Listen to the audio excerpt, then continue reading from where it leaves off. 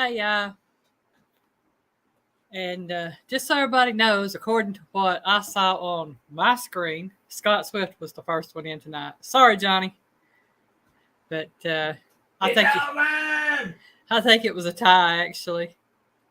And then we had and Scott and Johnny. We had Joy.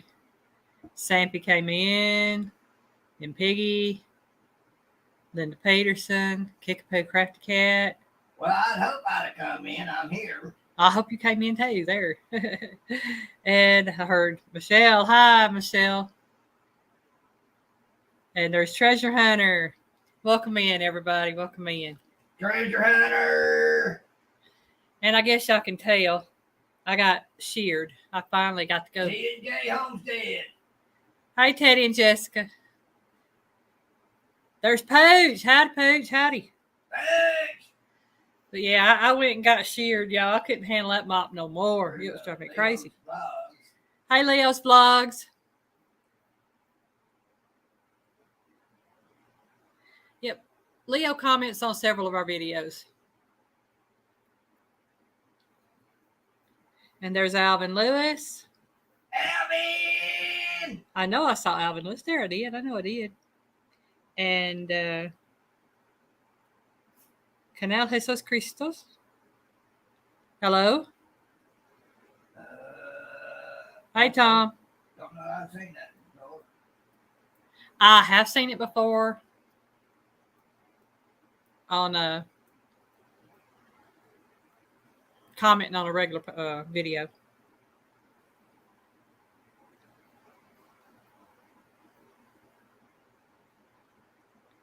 From Brazil. Okay. So how's everybody doing tonight, y'all? I am trying to change my sleeping regime around. Since didn't work today. No. Well, I didn't get in bed almost 5 o'clock this morning.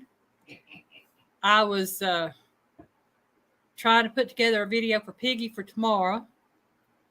And then I was editing my videos, and I still had 2 to do, so I've got them done. And I don't know if y'all noticed, but I have got Nightbot now. And I have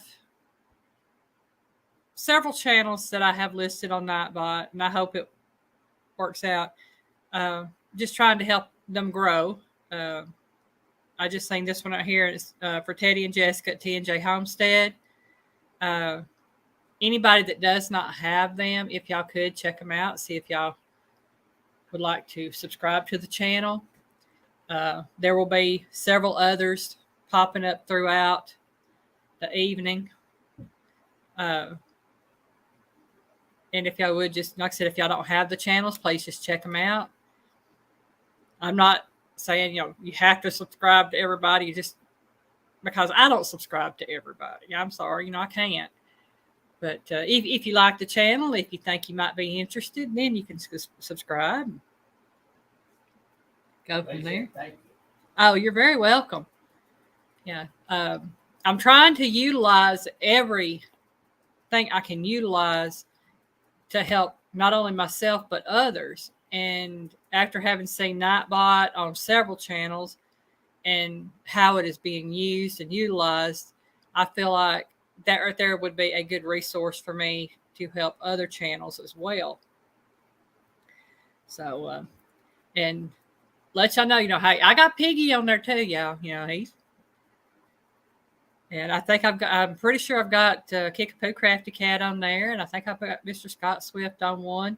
So I'm not sure how many I've got because I was just going through adding people on them. So I need to put Pooch on there. He's asking what Nightbot is. Nightbot. How was it? I know you can get. You go to. I think best thing I can tell you to do is go to Mike's Fishing Home and look up his tutorial on how to set up Nightbot. And because that's what I did. And it's just an app that acts as a moderator in your chat, but it also drops links and it drops other things that you put in there. You can have your moderators drop your your email address, your address, and things like that. Yeah, PayPal. I don't have that set up. I just have it set up to where it's dropping links of other people.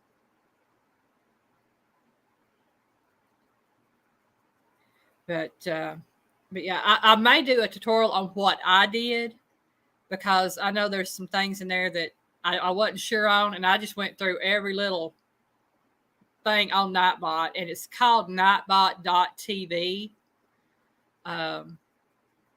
And you'd go in, and Mike's video shows you how to set up the account, because he goes step by step on that, and what you need to do on that. But I may actually do a video and send it out. Folks, bottom line, Nightbot is a very useful tool for your channel. It can be very useful, and it can be a pain depending on what you. And the thing about it is, you can set it up to where if you want people to be able to drop their link, they can. And I actually have that set up. And if somebody in chat, now this is all one word, all lowercase. Daisy's Owl is DAISYSOWL. If y'all type that, it will drop your link. And there is a 40-second cooldown before the next person could drop theirs. So if anybody in chat wants to do that to see if it works, like I said, I haven't tried it because I set it up, and this is the first time I'm using. Have Teddy and Jessica give it a shot. Pooch did. No, it's you type U, it's got to be I. Pooch did it, or tried it. She's the Daisy, I'm the Owl, so it's Daisy's Owl. Yeah, DAISYSOWL.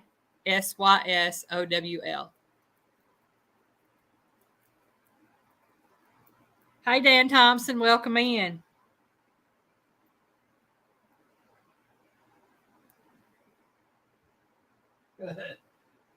Yeah. Said full blown wrong. Yeah, it's spelt wrong, full blown. He got it now. There you go. And that's what it does. That does the automatic drop. No, Teddy and Jessica, that's not quite right. It's all one word. Yeah, it'll like I said, there is a cooldown between each one. It'll be 40 seconds before it'll reset, so you could do the Daisy's Owl again. But yeah. So, and what that does, like I said, I learned that from Mike's Fishing Home. I have seen it done on other channels, but he is the one that has a video out showing exactly how to set that up on Nightbot, the commands you put in and everything. And I'll tell you now, that's how I learned to do it. Hey, Pretty. Hey, Pretty. So if anybody's interested in adding that to their channel, I highly recommend going to Mike's Fishing Home and checking out the Nightbot videos that he's got. Like I said, there was one put out about 2 weeks ago on setting up a Nightbot account, and then I know he set one up probably before that, showing the command to drop the links.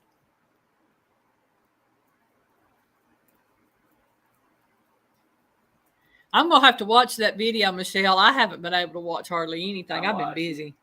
Huh? It's something we've done before. Oh, peeling the cantaloupe. Yeah. Okay. Cut it in half, cut it in wedges, and then cut across it, make it lay flat, and go. Oh, okay. Yep. Piggy does that quite a bit. I'll show y'all how I do a watermelon. Next time we get a watermelon, I'll show y'all how I do a watermelon. Well, yeah, I'm fixing to drop. You can do it on a cantaloupe too. I'm going to drop my link. Anybody that wants to come up on panel, you're welcome. I do have some trivia questions for tonight. I also let everybody know my 1 year anniversary is coming up.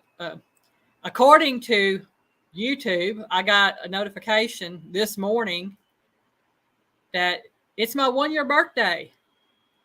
On YouTube. On YouTube. I don't remember setting my account up this early on YouTube, but I guess I did. But I'm going to celebrate on the 30th because I put my first video out first part of September. My first cooking video out. So I'm going to do it on the 30th.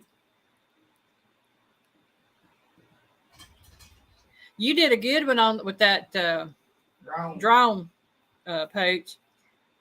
Just add you some music in there, and we'll sit there and watch and have fun. I'm saying. Next time we get a watermelon, I'll video Piggy cutting it. We'll put it on his Piggy's Piddles. Yeah, you can do the cantaloupe the same way. I hope you keep feeling better too, Paige. I really do. It'll take a little while, Paige, but you'll get there.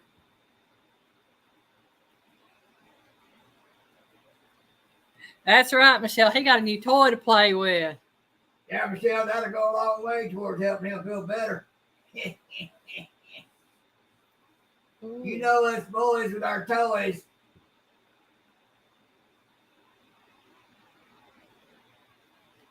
Well, y'all, I got my trivia questions, and the first one starting off is a doozy. What is arachibutyrophobia? A what? Arachibutyrophobia. Well, I know it ain't. Hi there. Hi, Linda. Hi, how you doing? I'm doing good. How are you doing? I'm doing really good. So what's for supper tonight, Miss Linda? I had ice cream so far, but you mentioned the sandwich, so that sounds better. Yeah, I'm not sure what kind of sandwich we'll have. We ate late. I slept in until about 2, I think it was. Yeah. Like I said, I didn't go to bed till 5 o'clock this morning, so I needed my sleep. But yeah, I fixed this. They're called ham, egg, and cheese cups. That the Really? muffin tins. Yeah, I did a video on them, and they were actually good. First time I'd ever done those. So, yeah. Huh. So I know.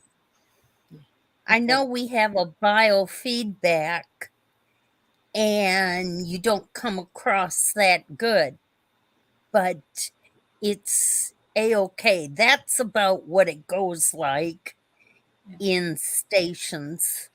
Yeah. You got feedback So- on your end? Are you hearing feedback? Yeah, but I know I have another TV station on my computer. Oh, So they're listening in also. okay. Yeah. So I don't know, because I don't hear a feedback. Normally, if there's feedback, I hear it. So I didn't know. Okay. Yeah. But I just sort of figured, well, I'd pop in. I don't do much of anything other than work on the laptop and go to the TV stations and do that stuff for weathering and newscasting. But sounds like you're a busy lady. I try to be. Sometimes I can do it all from the comfort of a recliner or couch or the kitchen table. Yeah. Okay. I had asked a question right before I pulled you up. No, y'all, it's not the fear of spiders. It's spelled ARACHIBUTYROPHOBIA. And take into account, usually if I ask a question, it has to do with food. What was the question? It says, what is, I'm calling it arachibutyrophobia. Piggy's going to read it for me. He can pronounce them big words. I can't. Sometimes Arachnophobia. Arachnophobia. Right. Hi, Kim. Welcome in. And I haven't seen the correct answer yet. So if anybody knows what arachnophobia is, and I've seen it like 4 or 5 times every time I write down my questions, and I've skipped over it because it's like, all right, how do you pronounce that word? Uh-huh. And I'm like, well, I'm going to do it this time. I know I can't see any of the comments. And it just says private chat. At the top, it should say private chat and comment. And there's no comments at all. Okay, click on comment because private chat would be between me and you. And then right next to it is comment. And if you click on comment, it should show you the comments from the... Okay, there you go. Okay. No, it's not the fear of food.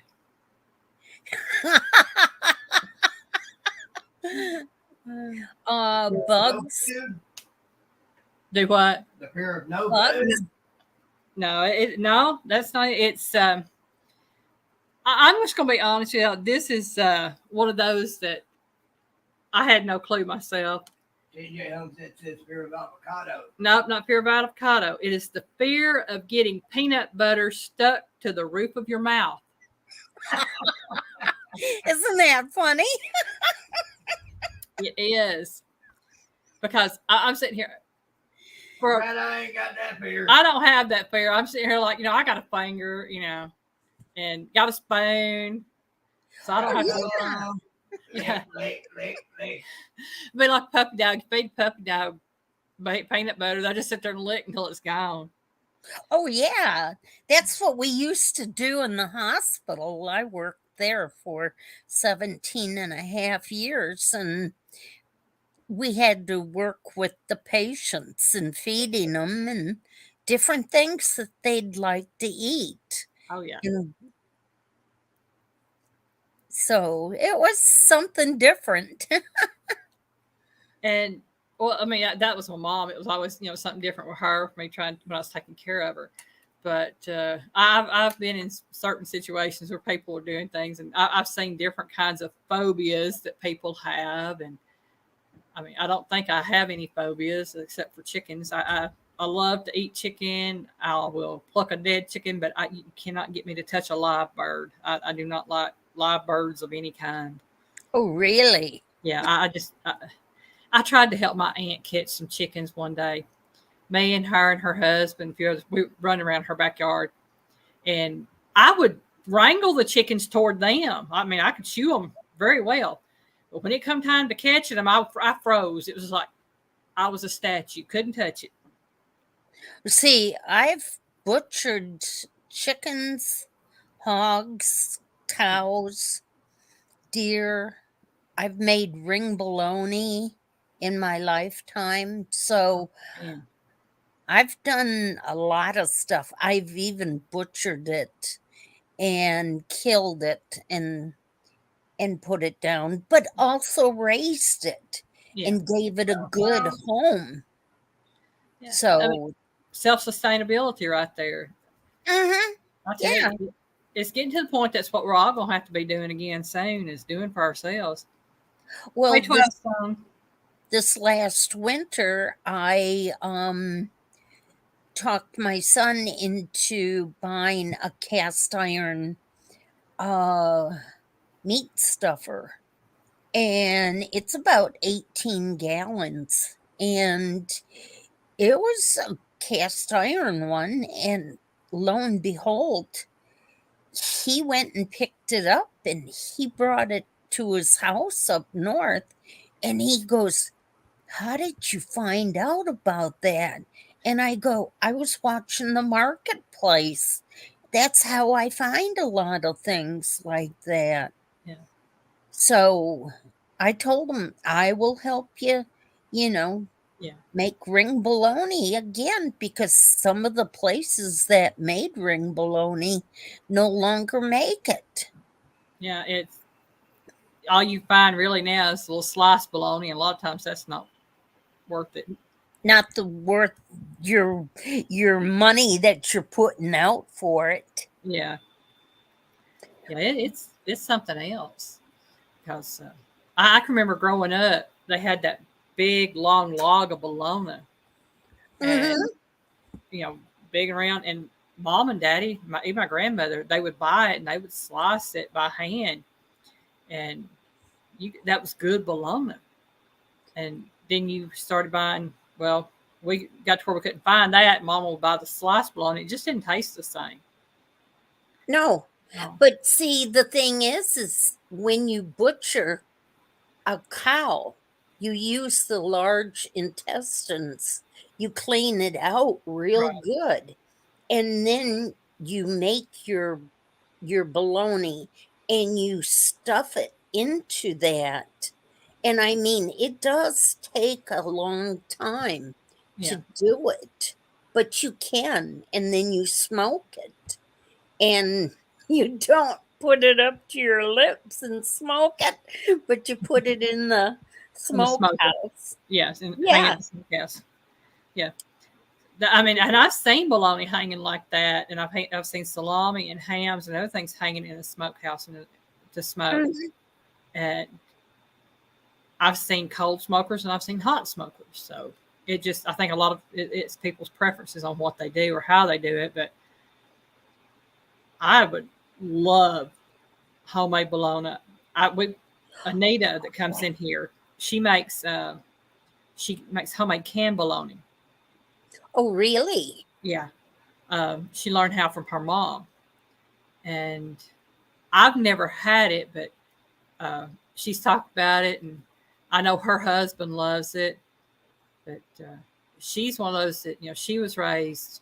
Uh, Her mom was raised, I think it's Dutch Amish, Hmm. and she and her husband at the time they left the Amish community and moved south and became Church of God members.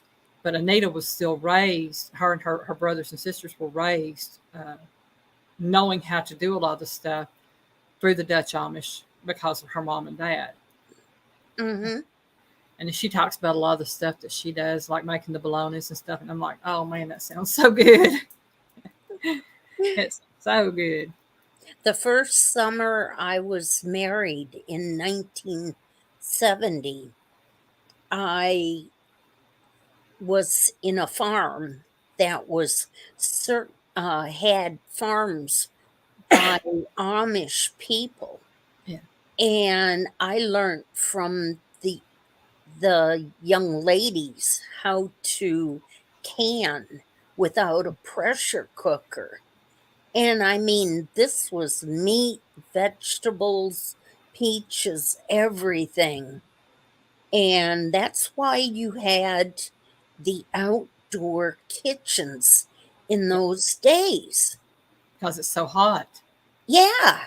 And they were out there with their long dresses on down to their ankles, and they were having their fires going. And I mean, it if it wasn't the fire, it was the water boiling Yeah. that kept them hot.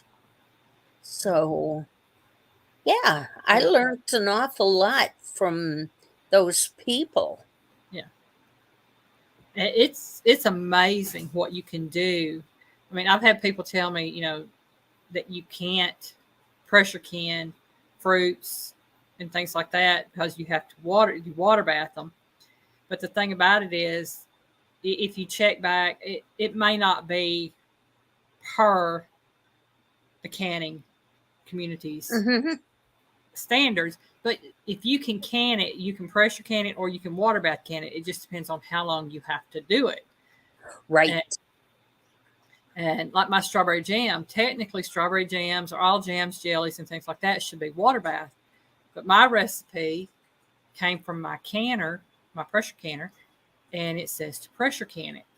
And it's good jam. It makes real good strawberry jam. And I do pickles in my pressure canner. when I do them. Uh-huh. And they turned out really good. So, I'm of the opinion, I'm not going to tell anybody how they have to do any one thing as far as canning or pressure, water bathing or whatever. I'm not an expert. I've only done it past 3. Well, I've canned for 2 years out of the past 3. And I'm still a novice and still learning. But there's also things that I know that my grandmother cooked and fixed years ago when she canned, that if you ask about, it's considered rebel canning because it's not kosher. I'm like, okay, so I'm not following your guidelines on how to do it, but Yeah.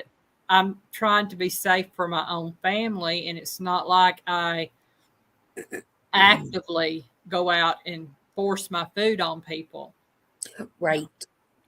And Yeah.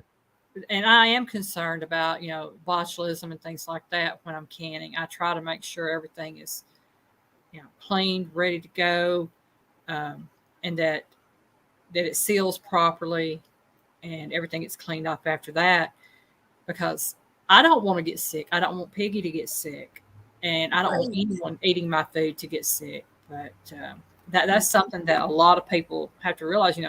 We don't go out and anybody that cans does not go out and actively hope that people get sick eating their food. They want to do it to the best of their ability. They want to do it as safe as possible. Yeah. You have to follow the guidelines, sure, but there's more than one thing that you can and more than one way to can some things. There's a channel that I've been watching celebrating Appalachic, I think it is, and how she cans her pickles.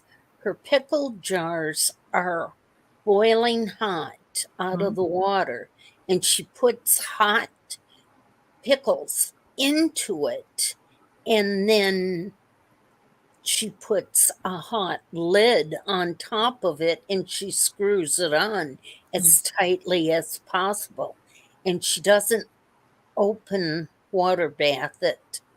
But she says everybody has to do it their own personal, private way. Yes. And that's the truth, too. But it is kind of interesting looking and seeing how it's done and will it work for Right. me. And if I try it once and it turns out good, then I might try it a second time. That's it. That was me with my pear preserves I made the first year I canned. Never done it, but I'd been wanting pear preserves. And I had 3 different recipes for pear preserves. I looked at them and I read through them, and I'm like, all right, I have to decide which one I think would work best for me to be able to make.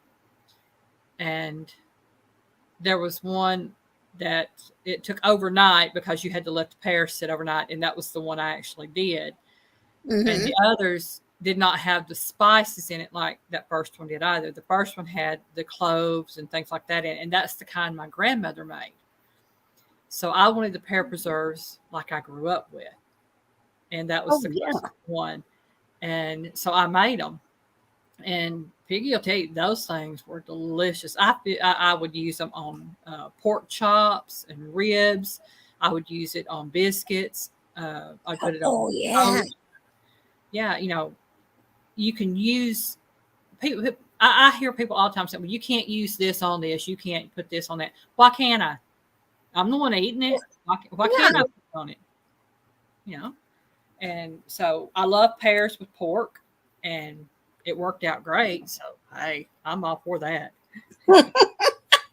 Sometimes I think you should sit down and write out a cookbook. I'm working on it. I keep trying to transcribe, and I've got to start. It's just getting everything transcribed into where I can get everything printed off to get it made. More than likely, my very first cookbook is going to be my signature dishes. And hey, Buck Williams, welcome in. So what I want to do is have at least 12 of my signature dishes done so that I can put them in there, because as everybody has seen this, watch my signature dishes, most of them have more than one cooked component. And Mhm. so I will have technically more than one recipe per signature dish. Some may have two, some may have three. There might be a few that just has the one recipe, but it would be a full cookbook. And so I would love to do that first, as far as making my cookbook, and then I've got another one in the works. There's always fillers that you I can figured. put in Yeah. between the recipes. Right. I've seen some that shows how to do the different conversions from like the Mm. teaspoons, or how many teaspoons are in a cup, and things like that. And I think those are so handy. Um, and that's one I would probably do. And then there's another one for I've seen that does cups and uh, gallons to liters and things like Oh yeah. that, and milliliters. So that's one I would love to have too, to be able to do that.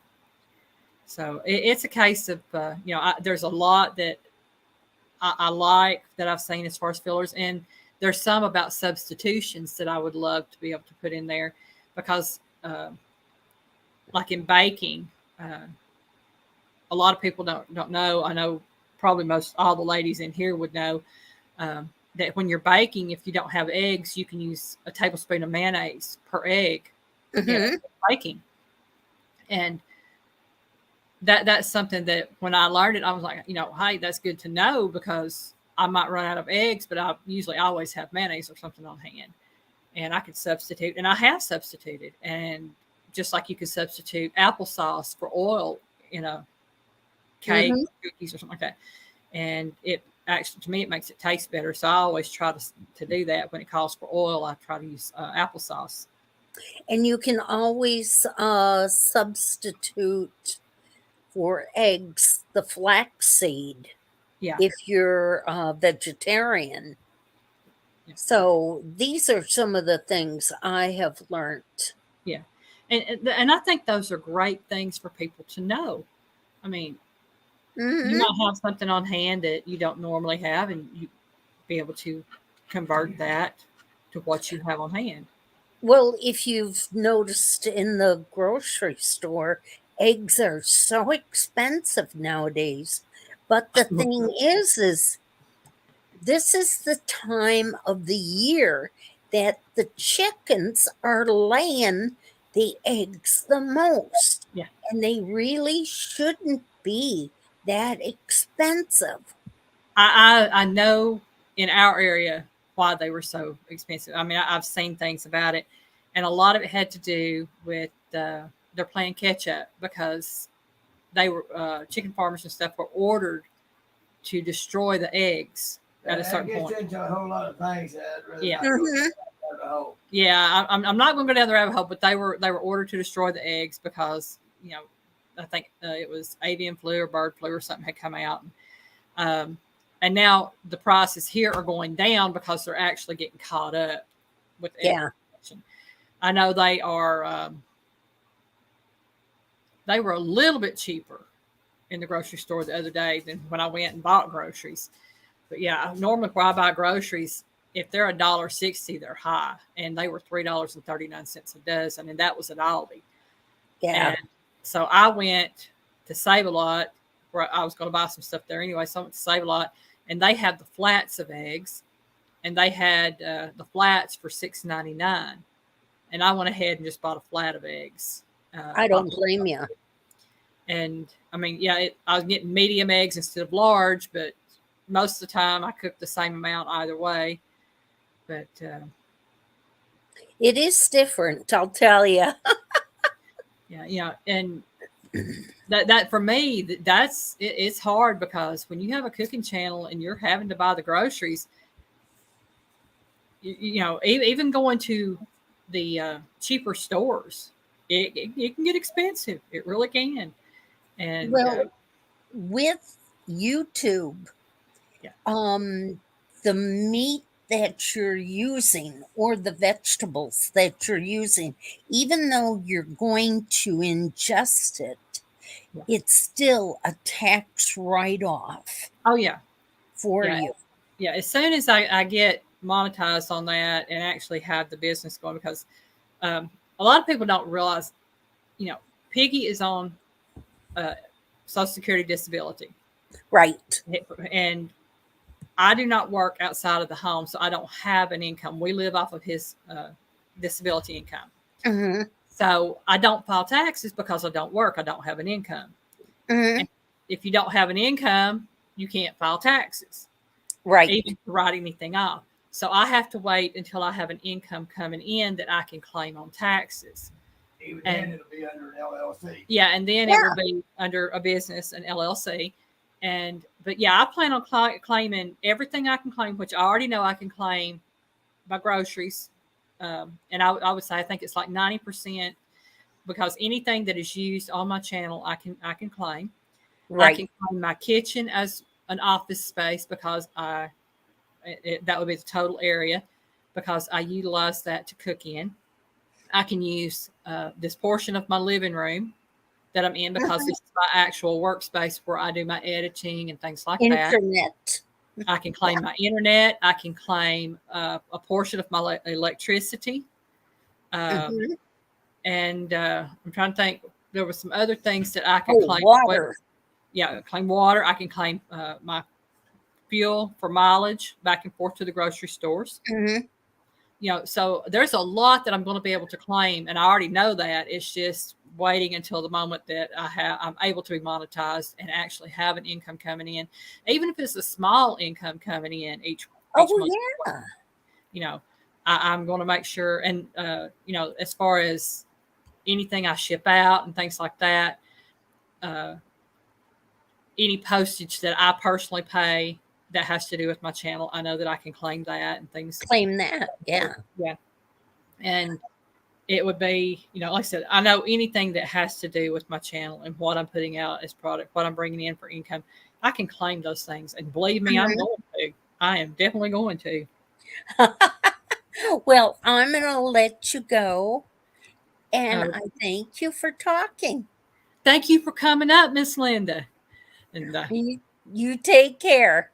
You too, Hyde. And let's see. All right, who's going to be the next victim? Hi, all that fluff and stuff. And hi, Tom. Hi, Poppy, the good troll. I'm sorry I've missed comments, y'all. Felix the cat. Who? Felix the cat. Who was watching cat vids and ended up here. Well, hello, Felix the cat. I'm not sure how you wound up here, but I'm hope you're enjoying yourself. And we ain't cats. I'm not a cat, but I have we got 7. Several. I got 7 indoor-outdoor cats and 1 outdoor cat. So I guess I've got 8 cats.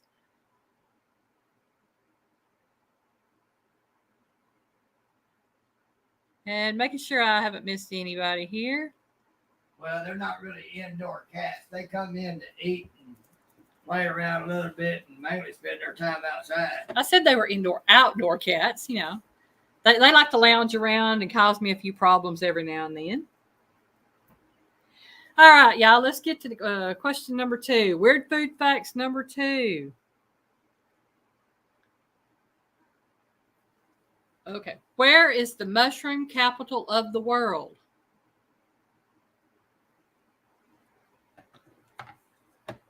And in Musharobia? No. Well, thank you for dropping in, Felix the cat. Have a good evening. Oh, well. You're right, Buck Williams. It is in Pennsylvania, but do you know what part of Pennsylvania? And if you don't, that's okay too. Treasure Hunter, I think Felix done left. we ain't a bunch of cats, so I guess we ain't their thing. I'm not sure how I wound up in a list of cat videos, but that works too. Hey, Krista, welcome in, hon. Krista. Oh, I'm glad his memorial went good today. I am.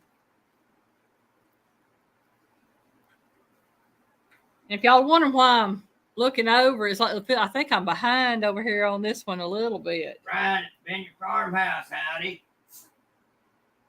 Hey, Brian, welcome in. Kenneth Square. Treasure Hunter got Kenneth Square right. And Buck Williams got Pennsylvania. So it is Kenneth Square, Pennsylvania is the mushroom capital of the world. Never heard of it. I hadn't either.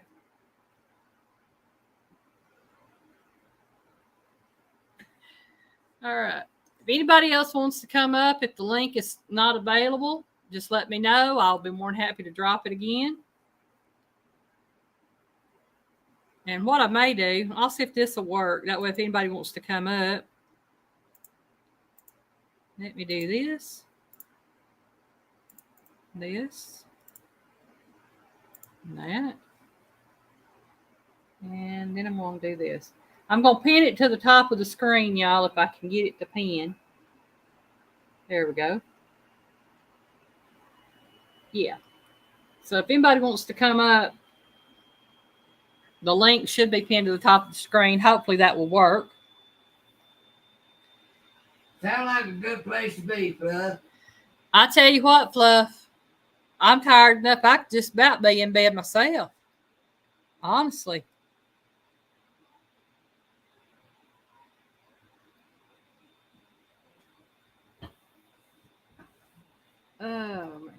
Okay.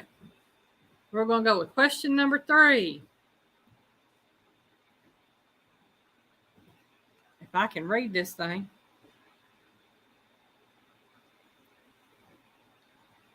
Okay. Who were the first to make hot chocolate?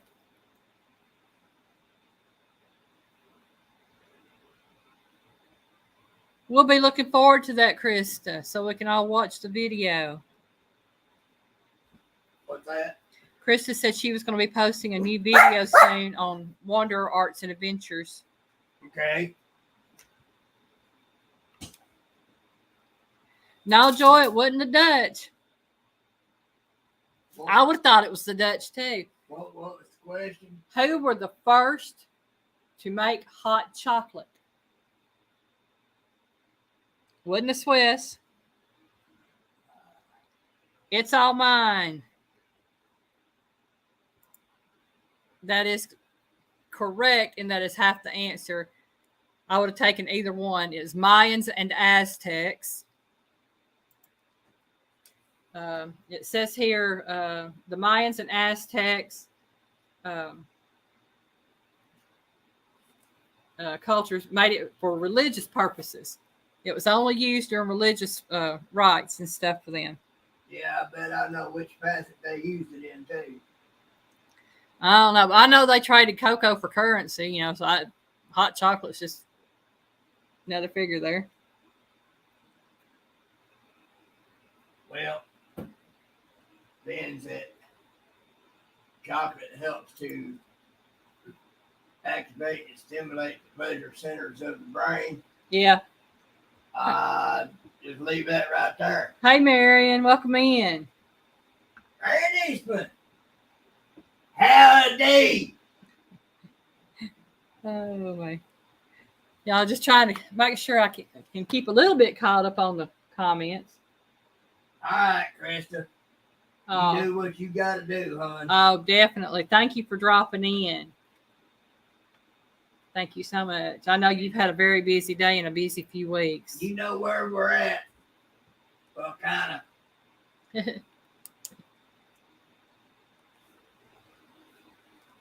Okay.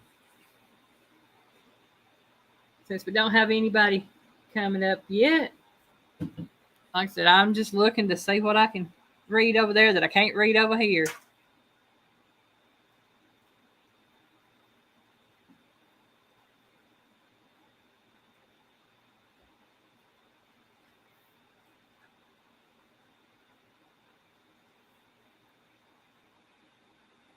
Okay, I'm caught up on comments, so here I'm just reading through.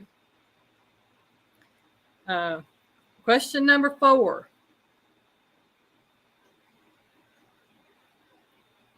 What was the original color or colors of carrots?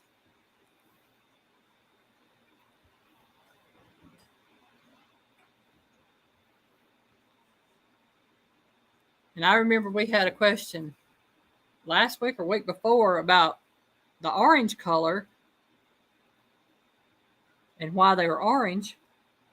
I'd say ask the flying purple people later, but he only eats purple people. Well, It's All Mine is the first one I'm seeing with purple. Oh, let's see, hold on. Let's see. No, it's all that fluffing stuff. I'm sorry. Is showing purple. Then Joy's showing purple. LG Bass is purple. It's All Mine is showing white. And Kickapoo is showing yellow.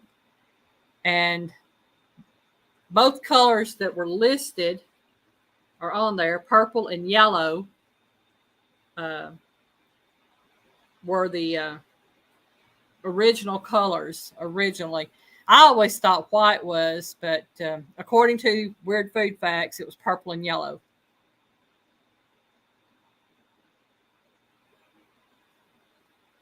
Yeah. Okay.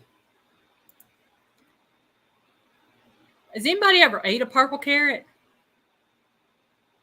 I have never even seen one other than in pictures. I'd like to try one. I think it would be interesting. I don't think it would taste any different, you would think.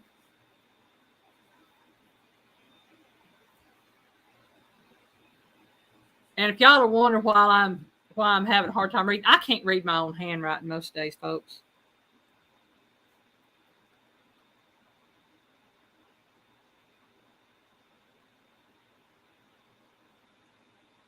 Eat a purple beet. I ain't never had a purple beet. Now, I like beets. When I was growing up, you couldn't get me to eat beets unless they were pickled. I'll eat a regular beet now. It don't bother me. No, beets were purple. I guess they are. I always consider them a deep, dark red.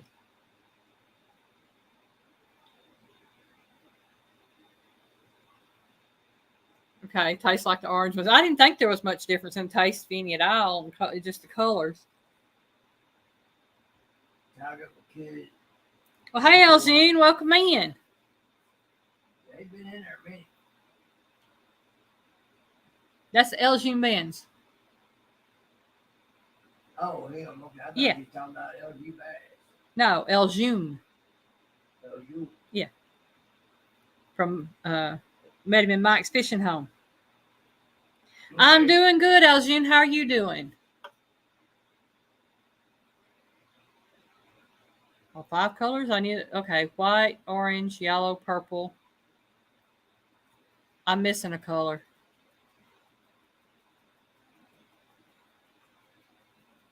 And y'all, I apologize. I know I'm missing comments. Bill Smog said something about the mines. I remember that from college days.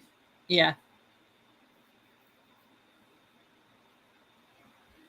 And y'all, if y'all are new in and didn't hear earlier, I do have my Nightbot set up.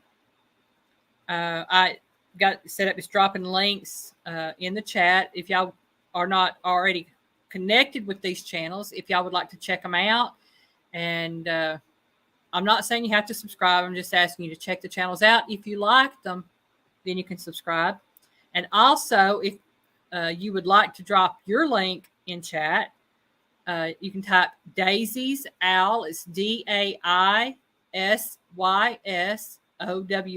all one word, all lowercase. And it will drop the link. And there is a timer on that, a cool down timer for 40 seconds between drops. So everybody's welcome to do that.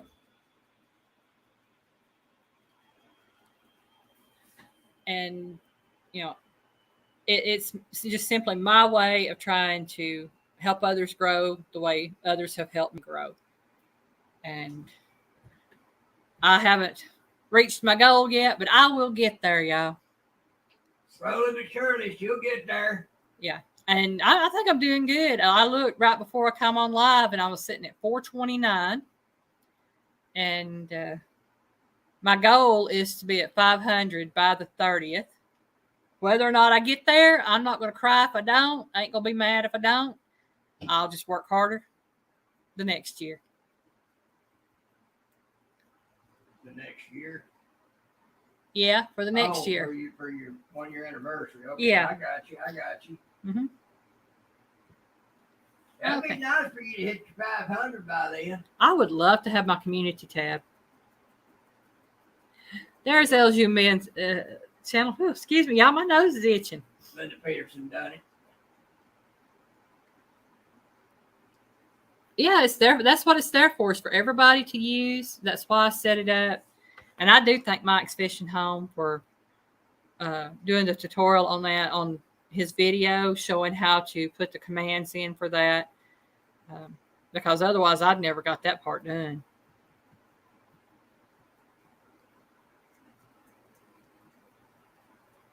Yeah, I tell you what, that community tab is nice.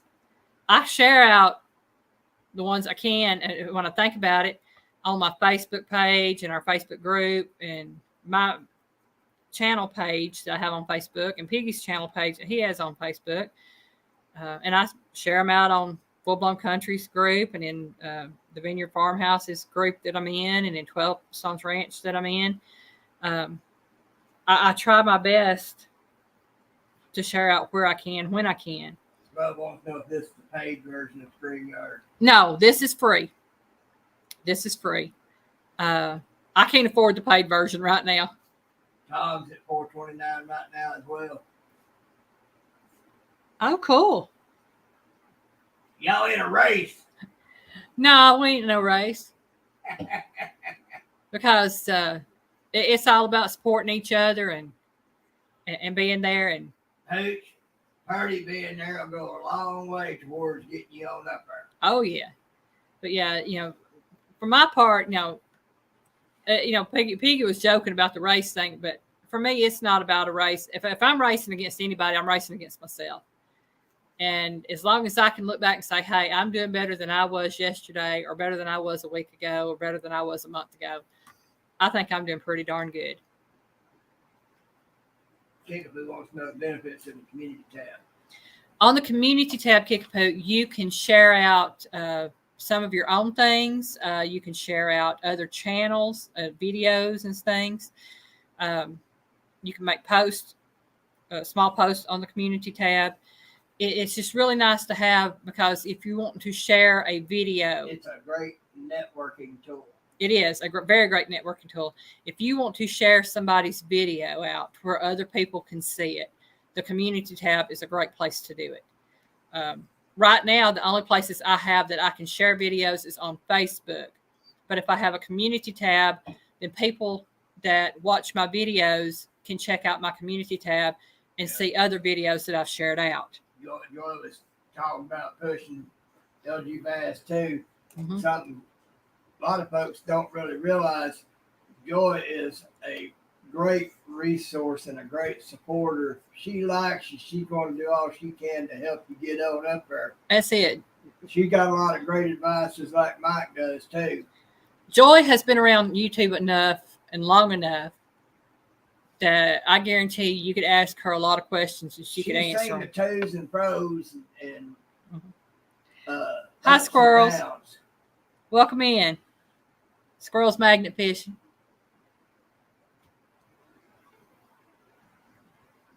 I am doing a series on the StreamYard. And I actually have another one coming out tomorrow.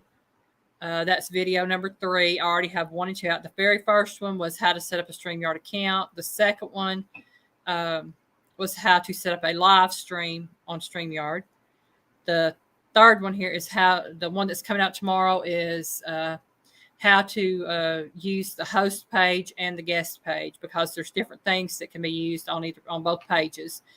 And I cover quite a bit. And if I'm wrong on anything on it, call me on it, and I will try to get something out and change that. But I have 2 more videos coming out from StreamYard, tutorials. And then I'm going to do my YouTube tutorials on how I utilize my basically how to do a setup for a YouTube live on YouTube and not StreamYard. Joy Stewart, I bet you could. To my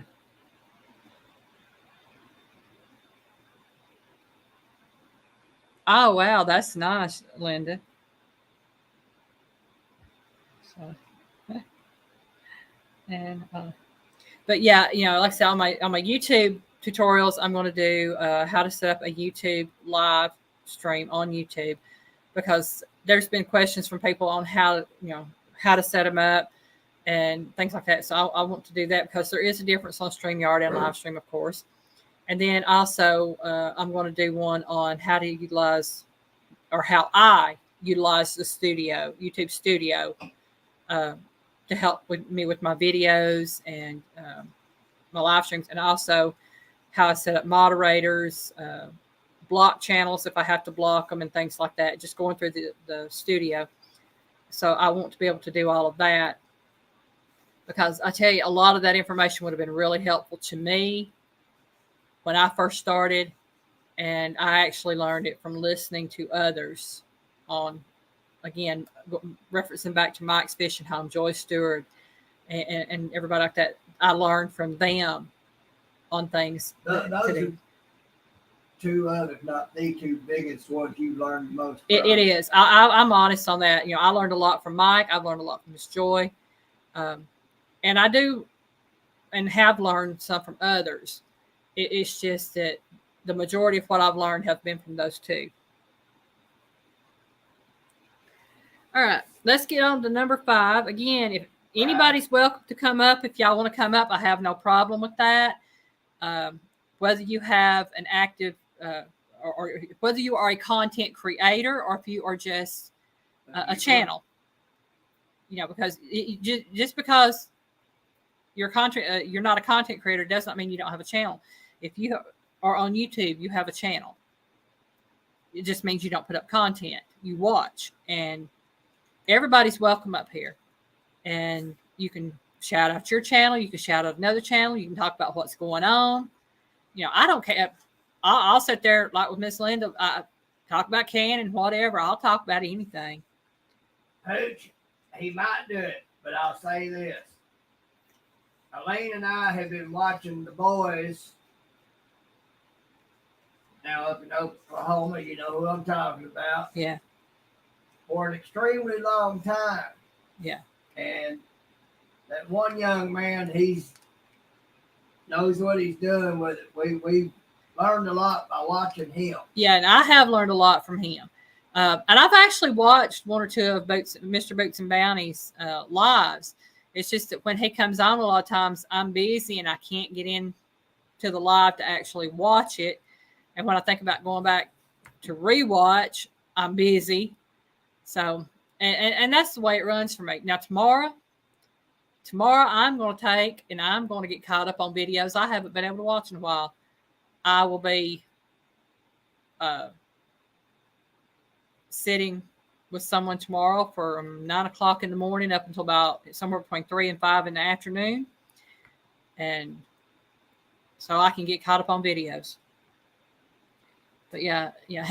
What I saw, he has a very good live stream on the tutorial on talking about how to set up YouTube and things like that. And Joey, that's great. She said, watch your drop-offs in live. I don't follow. My drop-offs? Are you talking about the numbers of people leaving, or?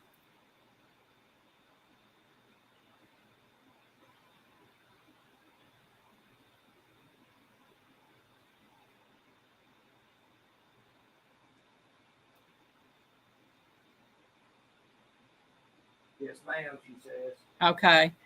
Yeah, I've noticed I've lost 2 or 3 in the last little bit. But what was the significance of that, Joey?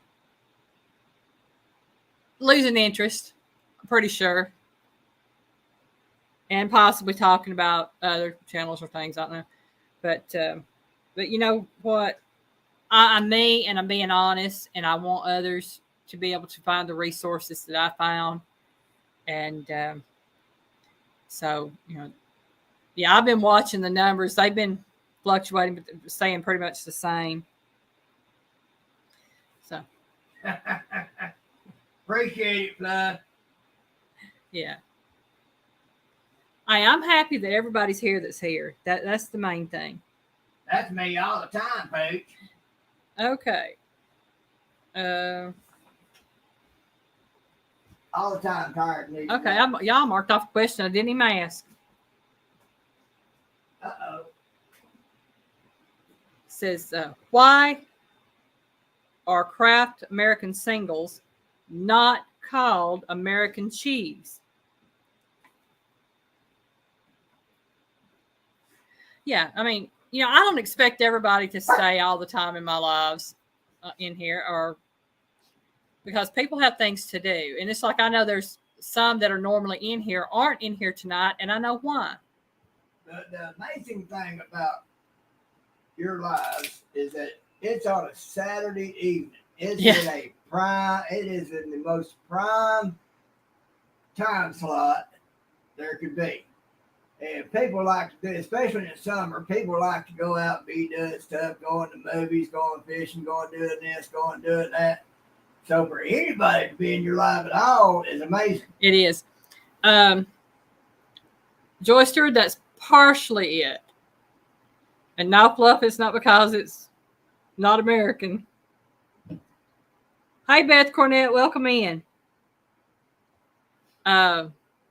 Basically, what Joy was saying at 43%, and Beth's comment, it's not cheese, is what it is. It says because they are made from a pasteurized, prepared cheese product. It is not cheese itself. It is more like a processed. So they cannot call it cheese. And that's just like, and there's other things out there like Velveeta, nice and cheesy. And some others that we buy that they don't call it cheese. They call it a cheese spread. And Linda Peterson, I agree with you, but that's because you suffer from the same thing some of us and some others of us do. We're all chronologically challenged. Yeah. Okay, yeah, and Paige said it's pasteurized cheese, and it is, and it's not cheese. And y'all, I never knew the difference growing up until I had commodity cheese, and that stuff is good. I don't care what anybody says, that's good stuff. Yeah, Beth, plastic entirely. Oh yeah, definitely plastic. Okay. Next question. And Joy ought to get this one. Artificial vanilla flavoring contains castoreum. Where does it come from? Castoreum. Castoreum. Castoreum. Would that be like a derivative of castor oil? Nope.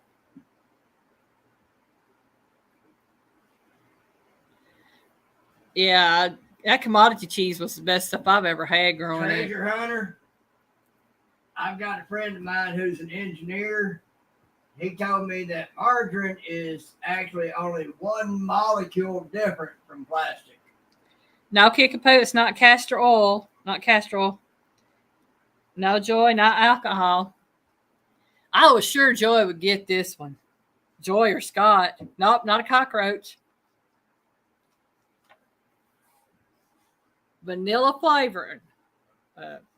This is what's okay. Artificial vanilla flavoring contains castoreum. Where does it come from? Beth Cornett got it, but do you know what part of the beaver? Oh, wrong one. I hit Nightbot. This is gonna be like one of them mountain oysters thing. Nope, not the castor bean. No, it's not. It's just that, Piggy, one molecule away. I'm sorry, something that close to plastic. I don't want it in me. Castoreum comes from a gland on a beaver's butt. Well, close to a mountain orchid. I just knew Mr. Scott and Miss Joy would get it because they had that question about what does a beaver's butt smell like. It smells like vanilla. Well, honey, they've slept since that time. They're like us.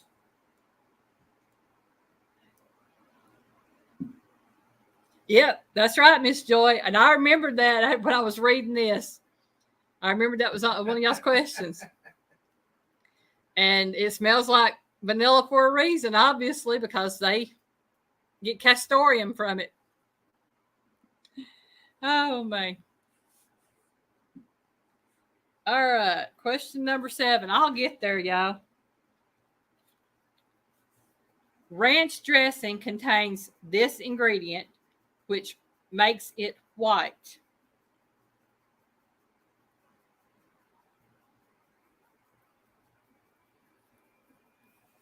You know, I just gotta wonder who did they have to go up and smell a beaver's butt? Beaver hunter?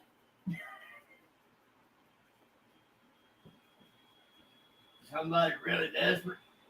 Obviously.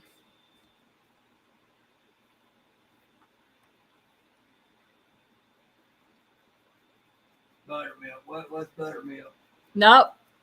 That's not the answer. It says ranch dressing contains this ingredient. Now, this is the store-bought bottled ranch dressing, not homemade ranch dressing, but store-bought bottled ranch dressing contains this ingredient, which makes it white. Nope, not mayonnaise. I see somebody got the answer. It's not milk. Treasure Hunter got it. Titanium dioxide. And for those that don't know, titanium dioxide, which is used in sunscreen to generate its white color. So if you use sunscreen and put it on and it's white, it's caused by titanium dioxide, and that's the same stuff they put in ranch dressing.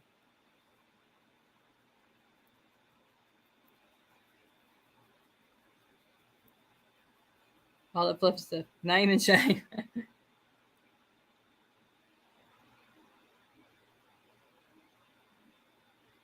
Huh. Well, I'm showing 33 thumbs up and 17 watching, so it's probably in and out. It may be YouTube. I'm just going to say, I look at it at the end of the thing normally.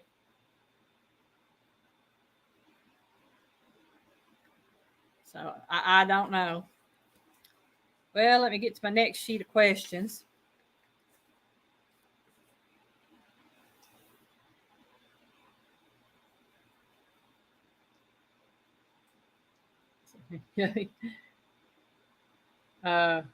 Full Blown Country said, you must not have seen that one, Piggy. I don't know what he's... What was that?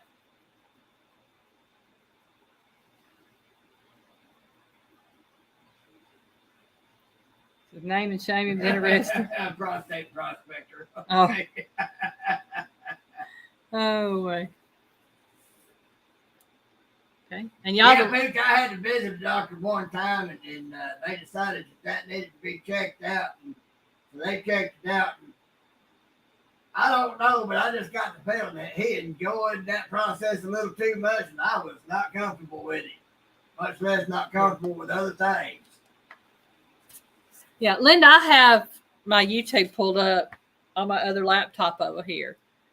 And I actually have my live pulled up so I can read comments off of it. And it's showing me, like I said, 17 watching and 33 thumbs up. So I haven't seen it fluctuate, so I don't know. I don't know if it's mine or if it's just happening on yours. So I don't know. Oh, man. I don't like those finger waves, Piggy. Well, Pooch, let's just say that I got a wheelchair and looked back and a hand moved back right before it could get on my shoulder. Good night, Miss Joy. You and Scott have a great You evening. get what I'm saying? Yeah. We love y'all too, hon. We'll see y'all later.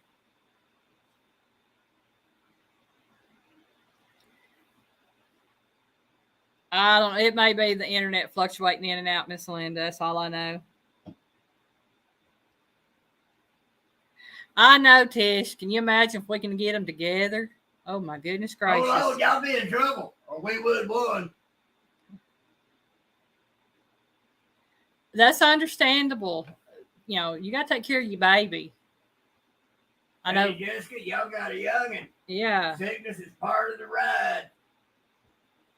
All right. Question number 8. What was the very first food eaten in space?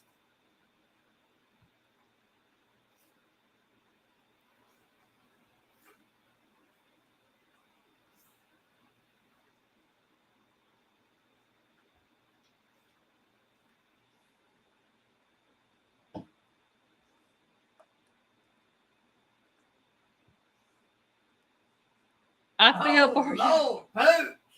No, it's not orange juice.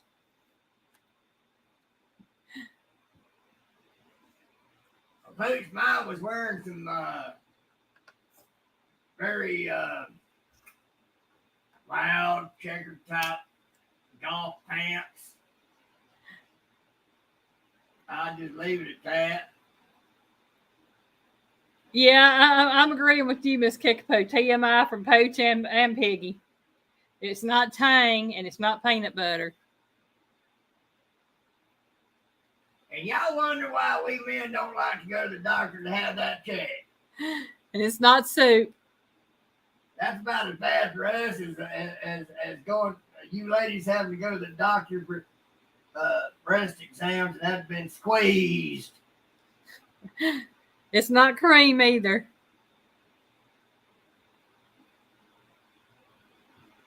Pureed meat and chocolate sauce. No, Treasure Hunter, not pureed meat and chocolate sauce. What was the question? What was the very first food eaten in space? Oh.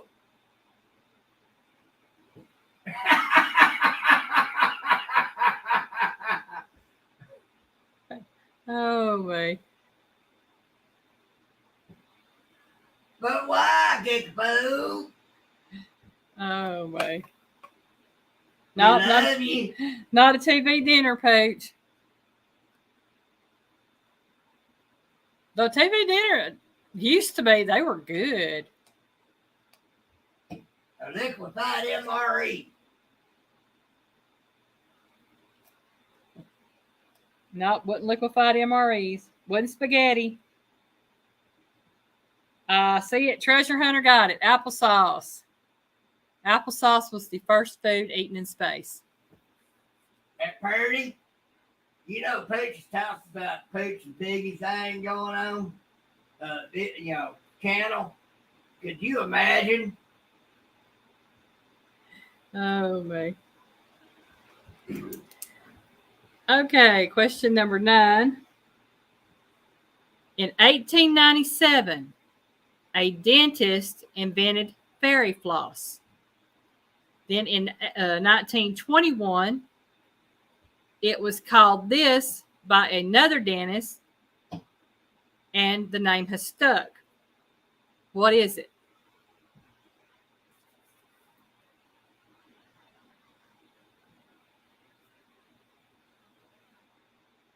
We're getting into it all.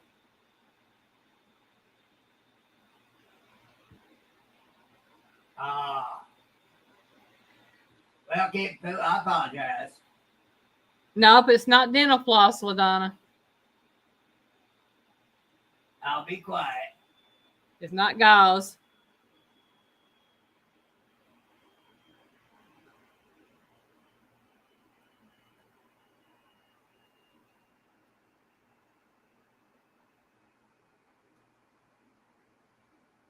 Yes, Michelle, it's all mine. Cotton candy. Y'all imagine that cotton candy was invented by a dentist. in 1897. He called it fairy floss. And then a new machine was made in 1921, which worked better. And that guy called it cotton candy, and it stuck.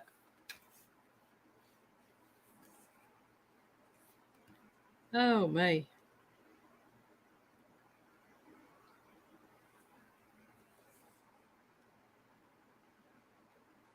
Do one more. That'll make us at 10 questions.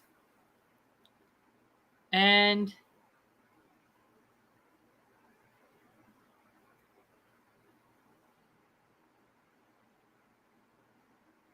yeah, it was to help drive his business. And yeah.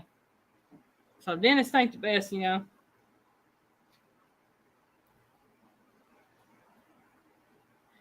That's it. I mean, have them eating that spun sugar, rot their teeth out, and they get more business. Question number 10. If I can read this. What is the term Pez in the Pez candy short for?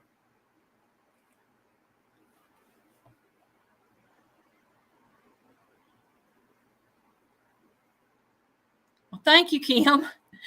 It was weird facts that I looked up.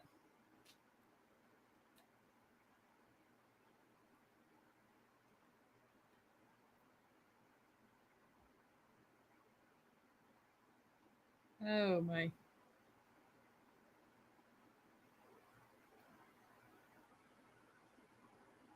And I'll be honest with you, I never knew that Pez was short for anything until I found this.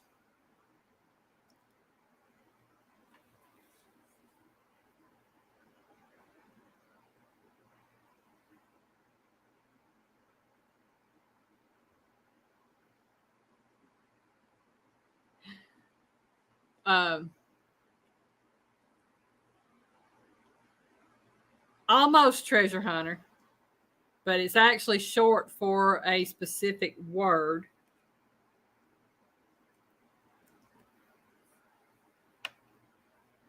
No, not peanut butter and jelly. Not peasant.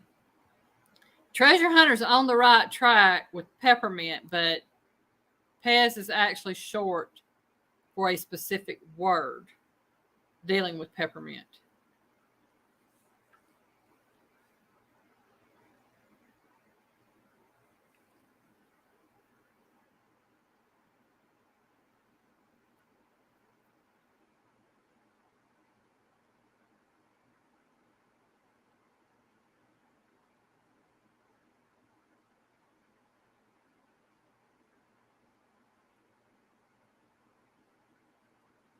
It's okay, Kickapoo. Yes, treasure hunter. That's the word.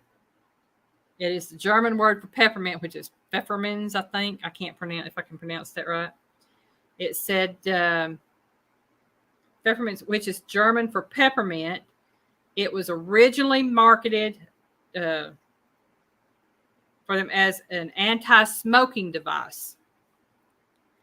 And that was one way for them to try to get people to quit smoking, even back then when it was invented. Okay.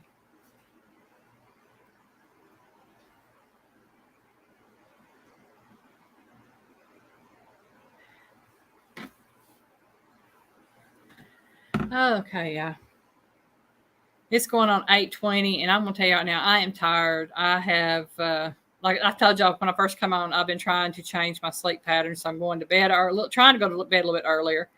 Didn't make it last night, so I was up till 5 o'clock this morning and then slept till 2, and I am out of it. So I'm fixing to call it a night here. Thank everybody for coming in, and I will be back next week. And hopefully have more questions. And again, thank everybody for coming in. We've enjoyed having you here. Y'all have a great evening.